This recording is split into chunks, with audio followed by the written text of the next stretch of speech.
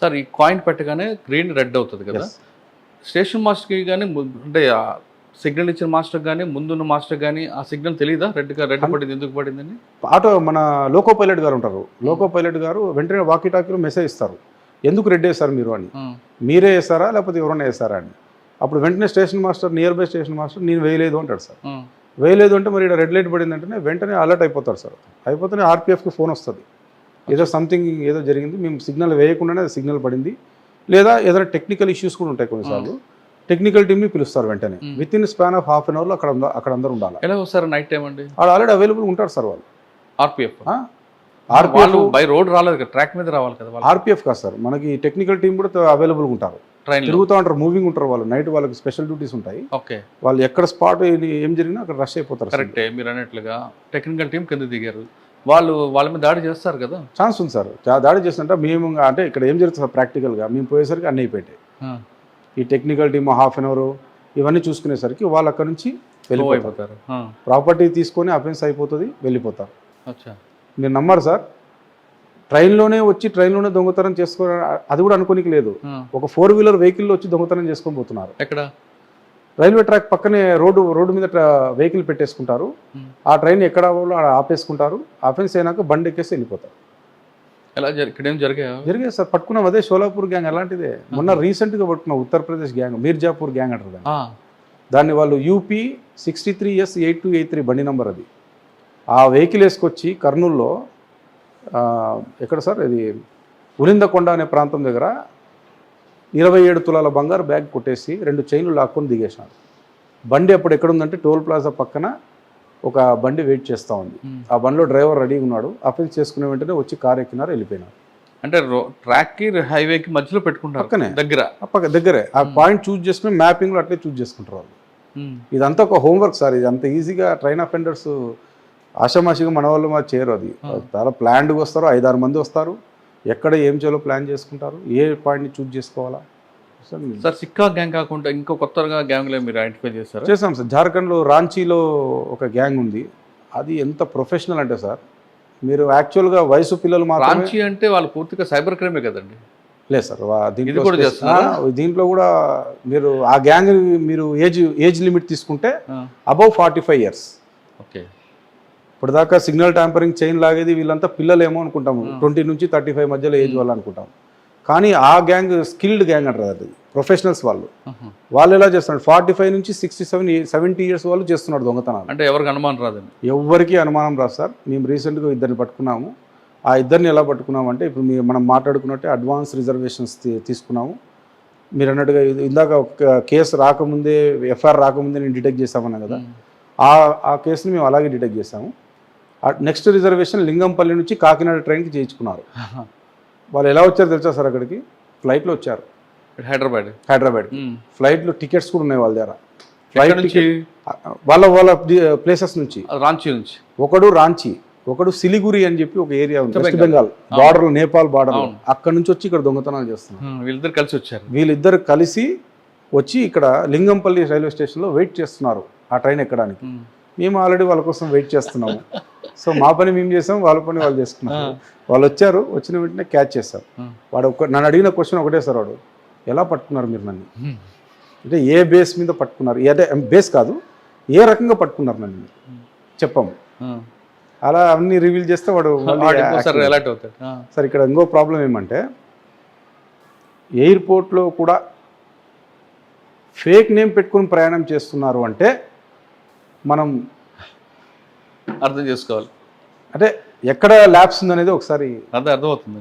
ఒక ఆధార్ కార్డు ఫేకే, ఒక pan card ఫేకే, ఇవన్నీ పెట్టుకొని ఒక వ్యక్తి ఒక చోటు నుంచి ఒక చోటికి ఫ్లైట్లో తిరుగుతున్నాడు అంటే వాట్ కైండ్ ఆఫ్ సిస్టమ్ అనేది తెలుసుకోవాలి. భయం అయితే సార్. ఇప్పుడు ఇదేదో దొంగతనం కాబట్టి సరిపోయింది, అది వేరేదైతే వేరే ఇష్యూ అయితే మనం ఏం చేసేది లేదు. అంటే సెన్సేషన్ అయితేనే అన్నట్టుగా అయితే ఎట్లయితుంది. ఇప్పుడు ఈ పర్సనే వచ్చినాడు అంతే, అట్లా రేపు ఇంకోటి వస్తే అంతే కదా.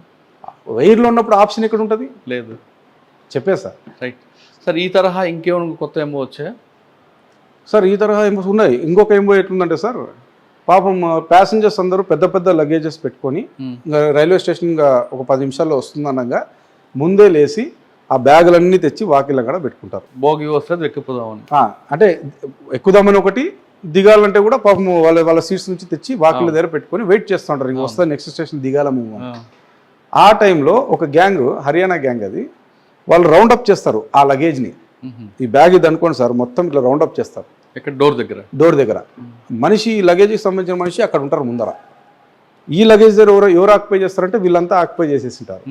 ఆమెతో మాట్లాడుతుంటారు, ఇంకెంతసేపు అండి, ఇంకా 10 నిమిషాలు వస్తుంది, 5 నిమిషాలు అట్లా మాటలు పెట్టేస్తే ఈడ ఒకటి జిప్ ఆపరేట్ చేసి మొత్తం మనకి ఏం కావాలో అన్నీ తీసేసుకుంటారు. చూడండి, ఒక్కొక్క స్టైల్ ఆఫ్ ఎంఓస్ ఉన్నాయి, డిఫరెంట్ స్టైల్స్ ఆఫ్ ఎంఓస్. వాడు ఎట్లా వాడాలో అట్లా వాడతాను. బ్యాగ్ పట్టుకు దిగిపోవడం కాదు, అక్కడే ఓపెన్ చేసి అక్కడే ఓపెన్ చేస్తాడు, అక్కడే ప్రాపర్టీ తీసుకుంటాడు, మన బ్యాగ్లో పెట్టుకుంటాడు, ఈతల పక్క నుంచి దిగేస్తాడు. వీళ్ళు వాళ్ళ లగేజ్ తీసుకుని హ్యాపీగా ఇంటికి వెళ్ళిపోతారు. ప్రాపర్టీ ఎక్కడ రానైనా అని చూస్తే కనపడదు. సార్ ఇది కాకుండా ట్రైన్ సిగ్నల్ దగ్గర కాకుండా లోపటి నుంచి చైన్ తీసుకోకుండా ఇప్పుడు బయట నుంచి కూడా కొన్ని చేస్తున్నారని వచ్చింది. ఎలా అంటే దాన్ని ఏసీపీ అంటారు, అంటే అలారం చైన్ పుల్లింగ్ అని చెప్పేసి. మనం జనరల్గా రైల్వే స్టేషన్లో ట్రైన్లో ఎక్కిన తర్వాత ఒక రెడ్ది రాడ్ మార్ ఉంటుంది, ఎమర్జెన్సీ కేసులో లాగండి దాన్ని అని ఉంటుంది. ఎమర్జెన్సీ కేసు మనకే కాదు, దొంగలు కూడా ఎమర్జెన్సీ కేసు వాడుకుంటున్నారు. అక్కడనే కాదు సార్, అక్కడే కాకుండా దానికి ఒక లింక్ ఉంటుంది.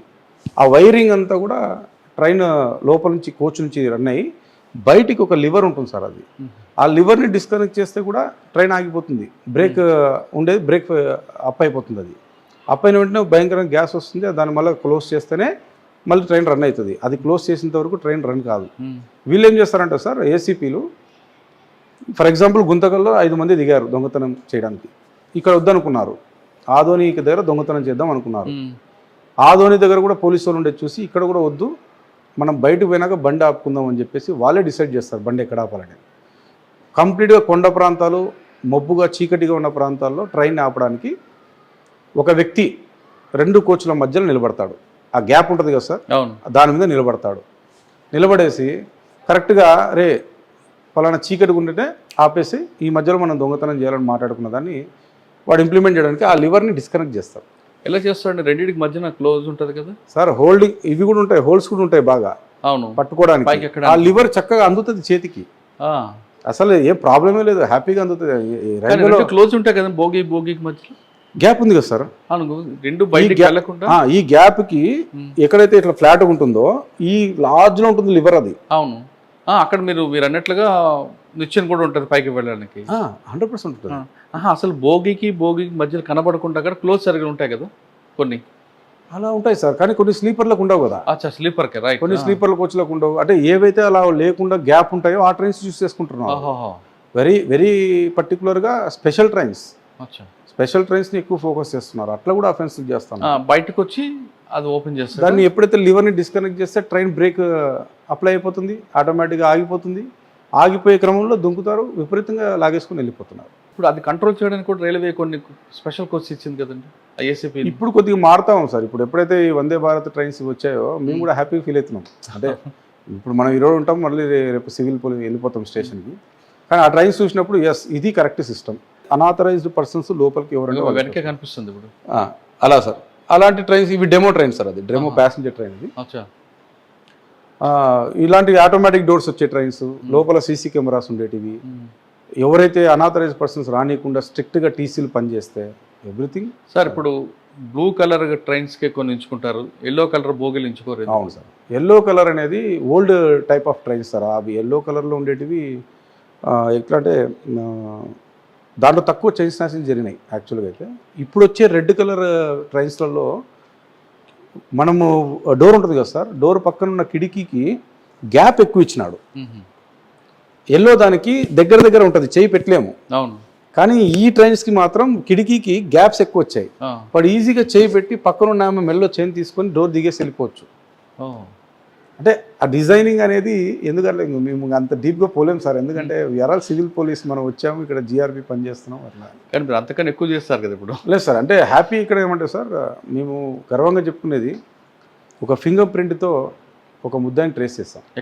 ఇక్కడే రైల్వేలో. చెప్పండి, రైల్వే హిస్టరీలో ఫింగర్ ప్రింట్తో లిఫ్ట్ చేసి దొంగను పట్టుకునేది గుంతకల్ రైల్వే. ఎస్, అండ్ దాంట్లో మేడం గారి పాత్ర ఎక్కువ ఉంది, మా ఎస్ఆర్పి మేడం గారి పాత్ర. ఎలా సార్, యాక్చువల్గా ఒక ఫింగర్ ప్రింట్ లిఫ్ట్ చేసిన వెంటనే, అంటే మీకు ఎగ్జాక్ట్ సీన్ చెప్తాను, అది అఫెన్స్ జరిగింది రాత్రి 1:15 జరిగింది, అర్ధరాత్రి.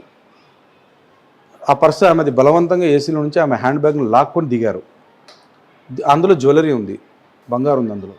ఆ జ్యువెలరీ వచ్చేసి టిఫిన్ బాక్స్లో ఉంది. ఆ టిఫిన్ బాక్స్లో ఉన్న జ్యువెలరీ బ్యాగు పొలాల్లోకి పరిగెత్తుకుంటూ పోయి కొద్ది దూరం పోయిన తర్వాత ఆ ట్రైన్ వెళ్ళిపోయిన తర్వాత నీట్గా ఆ పర్స్ని వాడు అన్ని టచ్ చేసి చూశాడు. అందులో మొబైల్ ఉంది, మొబైల్ టచ్ చేయలేదు. ఫోన్ ఏమో రింగ్ అవుతుంది. సో ఇమ్మీడియట్గా మేమేం చేసాం, లొకేషన్ పట్టుకొని వెళ్ళిపోయాము. ఆ ఎగ్జాక్ట్ లొకేషన్ వచ్చింది, ఎక్కడైతే బ్యాగ్ ఉందో అక్కడ వచ్చింది. పోయి చూస్తే మార్నింగ్ అప్పటికి చిన్నగా ఆ బ్యాగ్ వెతకడానికి అంతా 4:35 అయింది సార్. మంచు ఉంది బాగా. ఫింగర్ ప్రింట్ ఆ టిఫిన్ బాక్స్ డిస్టర్బ్ అయి ఉంది. కంప్లైంట్తో మాట్లాడినా నేను, అమ్మ మీ జ్యువెలరీ ఎక్కడ పెట్టారు మీరు, బ్యాగ్లో ఉందా టిఫిన్ బాక్స్లో ఉందా? సార్ టిఫిన్ బాక్స్లో ఉంది అన్నారు. ఎస్, వెరీ గుడ్, చాలు అని టాక్టిక్గా కొద్దిగా మాకు ఏపీపీఎం ఇవన్నీ కొద్ది ప్రొసీజర్స్ అప్పాలో ట్రైనింగ్ ఇచ్చినట్టు అవన్నీ చూస్తే లక్కీగా ఆ ఫింగర్ ప్రింట్ రౌండ్గా కనబడుతున్నాయి. అంటే బాక్స్ ఇలా పట్టుకొని మూత తీయాలి కదా సార్, ఆ ఫింగర్ ప్రింట్స్ అంతా పడింది. 5 ప్రింట్లు ఉన్నాయి. సో దీనికి ఛాన్స్ తీసుకోకూడదని చెప్పి జాగ్రత్తగా తీసి మన ఎఫ్పీబీ ఫింగర్ ప్రింట్ బ్యూరో అనంతపురం పంపిస్తే అక్కడ ఉన్న ఇన్స్పెక్టర్ గారు కూడా పాపం చాలా ఇంట్రెస్ట్ తీసుకున్నాడు. దాన్ని డిజిటలైజ్ చేసినారు. చూడండి, మాన్యువల్ని డిజిటలైజ్ చేసినారు. ఎప్పుడైతే డిజిటలైజ్ చేసి కంపేర్ చేసినారు, ఎక్కడ వాళ్ళతో కంపేర్ చేసినారు, ఓన్లీ స్టేట్ అఫెండర్లతో కంపేర్ చేసినాడు. అక్కడ మేడం గారి ఐడియాలజీ బాగా ఎక్సలెంట్ పనిచేసింది.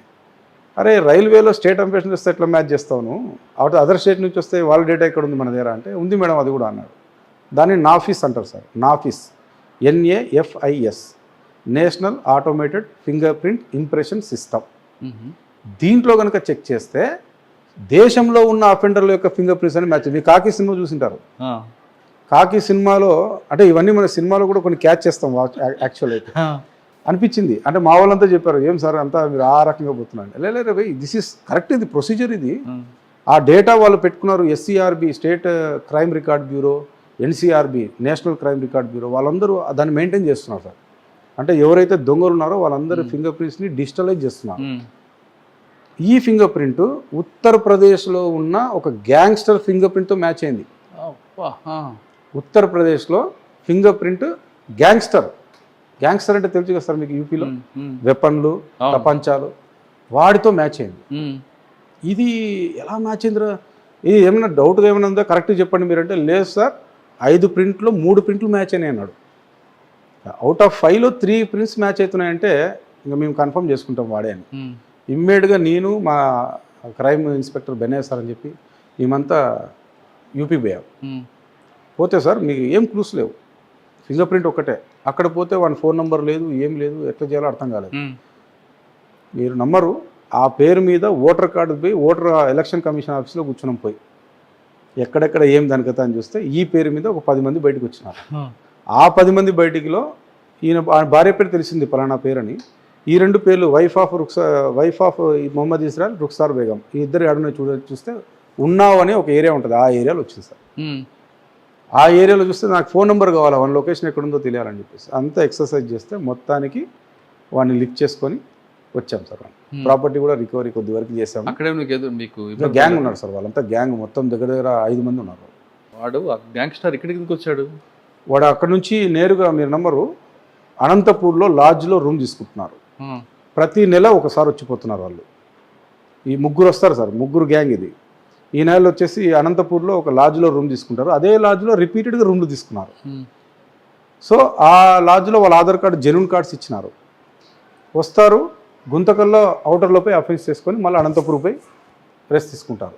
ఇక్కడ కూడా సేమ్ ప్రాసెస్, అడ్వాన్స్ రిజర్వేషన్. వాళ్ళు ఎక్కడెక్కడ అడ్వాన్స్ రిజర్వేషన్ చేసుకున్నారు అనేది మొత్తం స్టడీ చేశారు. ఇదొక డిఫరెంట్ అన్ని సోర్సెస్. ట్రైన్ బయట చెప్పారు, కానీ ట్రైన్లో ప్రయాణికుడిగా చేస్తూ నేరాలు పాల్పడుతుంటారు చాలా మంది, చాలా అఫీషియల్గా కనిపిస్తుంటారు. ఆ తరహా నేరాలు ఏమి జరుగుతుంటాయి? లేదు సార్, మెయిన్గా ఇదే ఏసీస్లోనే ఫోకస్ చేస్తాం. రిజర్వేషన్ చేసుకొని దొంగతనం చేయాలా పెద్ద ఎత్తున అనుకుంటే ఎక్కేది ఏసీ కోచ్లోనే, స్లీపర్ కోచ్లో ఎవరు ఎక్కరు. ఎందుకంటే వాడికి చల్లదనం కావాలా, ఆ చల్లదనంతో పాటు డబ్బు రొటేట్ చేసుకోవాలి. సో ఆ పాయింట్ ఆఫ్ వ్యూ. ఇంకోటి సార్, ఏసీలో ఎక్కేది కేవలం డబ్బు ఉన్న వాళ్ళు మాత్రమే ఎక్కుతారు, అక్కడైతేనే మనకి కావాల్సిన మొత్తం దొరుకుతుంది అనేది వాని స్ట్రాటజీ. కాబట్టి నేను దీనిపూర్వకంగా చెప్పేది ఏమంటే సార్, చెకింగ్స్ ప్రాపర్గా జరగాలి. ఎవరైతే ప్యాసింజర్ ఎక్కుతున్నాడో నీ పేరు ఏమి అంటే నా పేరు నగేష్ బాబు, కానీ నేను ఏదో వేరే పేరు చెప్తాను, శ్రావణ్ అని చెప్తాను. ఓకే శ్రావణ్ టిక్, వచ్చినావు కదా, వచ్చిన. నేను శ్రావణ్ కాదా వెరిఫై చేయాల్సిన బాధ్యత ఎవరిది? ఆధార్ కార్డు చూడాలి, కనీసం ఆధార్ కార్డు లేదా నీకు నేను చెప్పేది ఏమంటే సార్, ఫోన్ నంబర్ రిజర్వేషన్ దాంట్లో ఇచ్చింటాడు. అవును, ఆ ఫోన్ నంబర్లో మెసేజ్ వచ్చింటుంది నీకు కన్ఫర్మ్ అయింది సీట్ అని. అది ఒక్కసారి అడిగితే ఎవరైతే చూపిస్తున్నారో వాళ్ళు జెన్యూన్, ఎవరైతే చూపించట్లేదో సస్పెక్ట్. కానీ అంత టైం ఉండట్లేదు టీసీలకి. సార్ నేను చెప్పేది ఫ్యామిలీస్కి చెక్ చేయొద్దండి, టైం వేస్ట్. ఇండిపెండెంట్ ఎవరు ఫ్యామిలీస్కి చెక్ చేయొద్దండి, ఎవరైతే సింగిల్గా ప్రయాణం చేస్తున్నారో వాళ్ళని చెక్ చేయండి. టీసీలు ఆ విధంగా పర్ఫెక్ట్ చేస్తే కొంత స్క్రూటినీ అయిపోతుంది. Sir we are ready to serve. మీరు ఊకే ఇన్ఫర్మేషన్ ఇస్తే టీసీలు, సార్ దీంట్లో వీడు పలానా వ్యక్తి ఈ పేరు గలడు ఈ పేరు ప్రయాణం చేస్తున్నాడని చెప్తే వీ విల్ లుక్ ఆఫ్టర్. అయిపోతుంది సార్, కేసు ఇన్వెస్టిగేషన్ అయిపోతుంది. అవును, వాడు చేయకుండానే దొరుకుతాడు కదా, చేయకుండానే దొరుకుతాడు, లేదా గతంలో చేసినటువంటి మా దగ్గర బయటకు వస్తాయి. సార్ మీరు అన్నారు ఫ్యామిలీస్కి టచ్ చేయక్కర్లేదు, వేస్ట్ టైం వేస్ట్. కానీ రైల్వేలో కూడా ఫ్యామిలీస్ అంటే కపుల్గా ఉంటే ముసలి వాళ్ళు కూడా దొంగతనం చేస్తుంటారు. ఇట్ డిపెండ్స్ సార్, ఛాన్సెస్ తక్కువ. అంటే రేషియో తీసుకుంటే మనం ఎక్కువ వయసు పిల్లలు, కొంతమంది డివోటీస్ ముసుగులు కూడా చేస్తుంటారు కదా, ఆ తరహా ఎవరైనా మీకు ఎదురుపడలేదు? లేదు సార్, నాకు హైయెస్ట్ ఏజ్ ఉన్న అఫెండర్ దొరికింది అంటే 67 years ఉన్న అమర్నాథ్ జైస్వాల్ అనే ఒక అఫెండర్ చిక్కాడు. ఎలా అండి? అది సేమ్ ఇదే, సిలిగురి నుంచి వచ్చి ఎయిర్పోర్ట్ ఫ్లైట్లో నుంచి వచ్చి తర్వాత జిప్ ఆపరేట్ చేసి, వాడి దగ్గర స్క్రూ డ్రైవర్ దొరికింది, పిన్నీసులు దొరికాయి, కటింగ్ బ్లేడ్ దొరికింది. వాడితో నేను నా సూట్ కేసు ఓపెన్ చేయించుకున్నా, ఎట్లా చేస్తావు చూపిరాను అని. నీట్గా ఆ పిన్ను పెట్టి ఎలా ఓపెన్ చేస్తాడో, జిప్ ఎలా ఆపరేట్ అవుతుంది. మనం అమెరికన్ టూరిస్టర్ బ్యాగ్ అయినా, విఐపి లాంజ్ బ్యాగ్ అయినా, ఏ బ్యాగ్ అయినా వాడి ముందు బలాదూరే. వాస్తవం సార్, ఇవన్నీ ఎన్ని ఒక పైన అనిపిస్తాయి కానీ సార్, వాడు ఒక పిన్నీస్ పెట్టి జిప్ ఓపెన్ చేస్తుంటే అది అమెరికన్ టూరిస్టర్ అయితేనేమి, లేకపోతే ఏ బ్యాగ్ అయితే ఏర్పడుతుంది చెప్పండి. నేను సార్ ఇటువంటి పట్టుకోవడం ఒక ప్రాసెస్ అయితే, రికవరీ పెద్ద టాస్క్ మీకు, చాలా టాస్క్ సార్. రికవరీ అనేది మీరు అన్నట్లు ఇక్కడ కాదు, ఎక్కడో జార్ఖండ్ బీహార్ వెళ్తారు, అక్కడ వెళ్ళడానికి మీకు పడే ఇబ్బందులు ఏంటి, అక్కడ వెళ్ళిన తర్వాత రికవరీ చేయడం అనేది మీరు అన్నట్టుగా ప్రాబ్లం. రెండోది కంప్లైంట్ కూడా పోయింది 5 తులాలు లేదా 10 తులాలు రాస్తుంటాడు. అవును సార్, అంటే సగం పోలీసులు తీసుకుని సగం మాకు ఇస్తారు కదా అన్న భావన వాళ్ళది సార్. కానీ ఎక్యూజ్డ్ ఒప్పుకోడు, నేను తీలేసారు అంటాడు. ఆ క్లాష్ అలా మీరు ఇదిగా టిపికలే సార్, ఈ ప్రాబ్లం టిపికలే ఫేస్ చేయాలి. మేమైతే రెగ్యులర్గా ఫేస్ చేసే ప్రాబ్లం ఇది. కంప్లైంట్ ఇచ్చినప్పుడు చెప్తున్నాం వాళ్ళకి, మీరు జెన్యూన్గా వేయండమ్మా, అబద్ధం మాత్రం చేయొద్దండి. ఎందుకంటే నేను రీసెంట్గా ఒక ఎగ్జాంపుల్ చూశాను కేసు. మేము గుత్తిలో చైన్ స్నాచింగ్స్ జరిగితే 3 hours దొంగని విత్ ప్రాపర్టీ పట్టుకున్నా. కంప్లైంట్తో మాట్లాడినాను, ఏమ్మా ఎంత పోయింది మీది అంటే, డబుల్ కాదు ట్రిపుల్ చేసి చెప్పినారు. కానీ వీడి దగ్గర తుంట మాత్రమే దొరికింది చేతిలో. మళ్ళీ అడిగాను సార్, ఇది ఏం చెప్పండి, కరెక్ట్గా చెప్పండి అమ్మా, మళ్ళీ ఒకసారి ఆలోచించుకోండి అంటే, లేదు సార్ ఇంతే పోయింది అన్నారు. సరే బాగానే ఉందమ్మా, నీ దగ్గర కూడా ఒక పీస్ దొరికింది కదా, ఐ మీన్ వాడు లాగినప్పుడు తెగిన పీస్ నీ దగ్గర ఉంది కదా, అది ఎంత ఉంది అంటే, అది కూడా ఉంది సార్. మరి దాన్ని కలుపుకొని చెప్తున్నావా లేకపోతే సపరేట్ చేసి చెప్తున్నావా అంటే, లేదు సార్ పొరపాటు ఏం లేదు సార్, మొత్తం కలిపి చెప్పినా నేను, అంతగా సార్ పోయింది, ఇంతే పోయింది, దాంట్లో సగం నా దగ్గర ఉంది సార్ అంట. అంటే ఎక్కడి నుంచి తెచ్చేయాలి సార్? ఇప్పుడు 3 గంటల్లో పట్టుకున్నాం కాబట్టి, జెన్యూన్గా పట్టుకున్నాము, జెన్యూన్ ప్రాపర్టీ కాబట్టి మేము ధైర్యంగా చెప్పగలిగినాం. లేదంటే పోలీసులు సగం తిన్నారంటారు కదా, మేమే దాన్ని సగం తినేసామనో, లేకపోతే ఇంకోటి ఆ చైన్ని 2 ఇంటర్లింక్ చేస్తే కరెక్ట్ మ్యాచ్ అయింది. ఇక పోయింది ఇంతే, వాళ్ళ దగ్గర ఉండింది ఇంతే. కానీ నిందితుడు కూడా ఒప్పుకోడు కదండి. అట్టి పరిస్థితులు ఒప్పుకోడు సార్. మీరు నమ్మరు, ఒకానొక సందర్భంలో ఒక నిందితుడు కంప్లైంట్ కొట్టడానికి పోయాడు. ఎక్కడి నుంచి తెచ్చేయాలా అంతంత ప్రాపర్టీ మీరు కంప్లైంట్ ఇస్తే, ఎందుకు ఇచ్చినాడు అట్లా అని చెప్తారు. లాస్ట్కి అతను కన్విన్స్ అయ్యి, లేదు సార్ ఎంతో కొద్దిగా ఇచ్చేయండి, అట్లా చేయడం మాత్రం తప్పు సార్. ఎందుకంటే మేము జెన్యూన్గా చేస్తున్నప్పుడు దెన్